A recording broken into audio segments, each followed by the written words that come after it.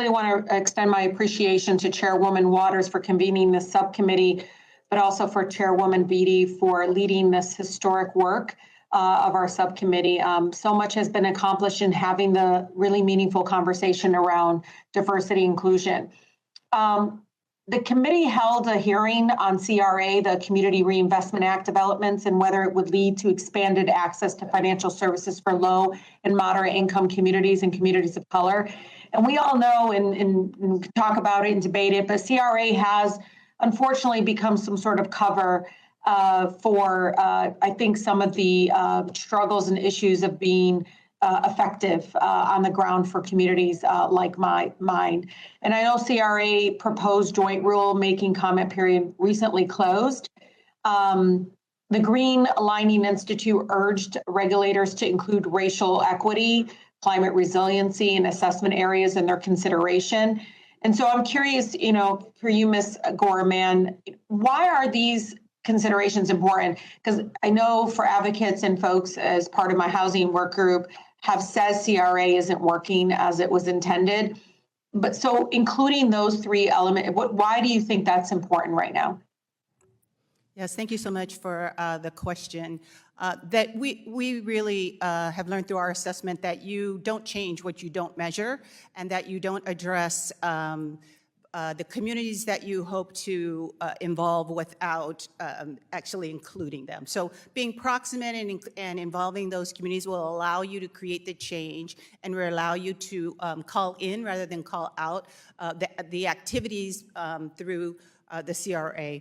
We also believe that the leadership within those, to the point of the chair of executive leadership, management leadership within the banking community will also impact CRA. So we believe that by setting those goals, measuring it, and then revisiting to hold accountability allows us to use CRA as one of the actually only leverages we have within the financial institution.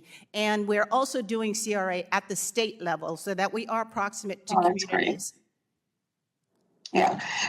For Michigan's 13th congressional district, I don't know if the panelists know this, but more than half of the owner-occupied single-family homes are actually valued less than $100,000.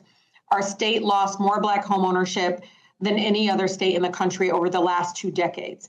But this is hardly a problem exclusive, obviously, to urban communities, and I continue to say this. Low-priced homes encompass a large share of the housing stock throughout the Southeast, Texas, and the Great Plains.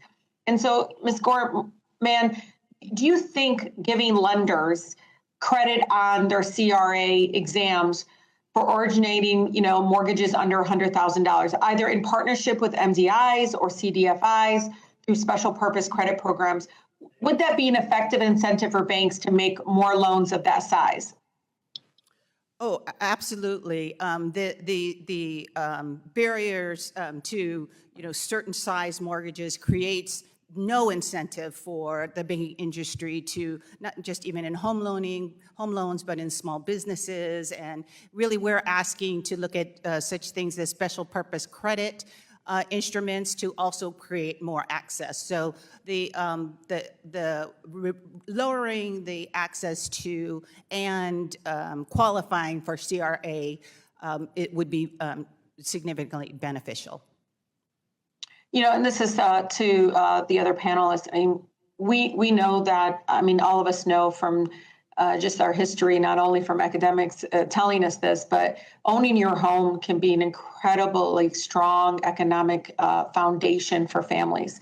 I've seen it all throughout Detroit, which is the most beautiful, Blackest city in the country, where having your own home helped elevate people out of poverty. And so to the panelists, how do you see our housing affordability crisis impacting racial and wealth gap in our country? I know I see the specific things that need to happen and how people are working around, again, CRA and all these other things. But, do you have specific policy recommendations for us? I don't know if Mark or... Yeah, I can offer the following thoughts, and I appreciate your attention to the fact that lower cost housing stock creates an opportunity for people to become homeowners at a lower price point and thereby rebuild neighborhoods and rebuild equity. it's a great opportunity. So my suggestion would be very quickly, we need more down payment assistance programs. We need a method to address. The gentlewoman's time has expired. Credit. And also, Chairman, I'll follow up with the panelists. I'm so sorry, Yeah. Mark and Caroline. And you will follow up with both of you on these policy recommendations. Thank you so much for your time.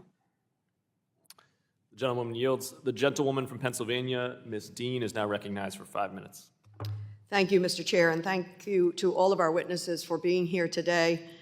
Something I've talked about before in this committee, and not just I, of course, all of us have, is that diversity and inclusion is not just the right thing to do, it's also the right thing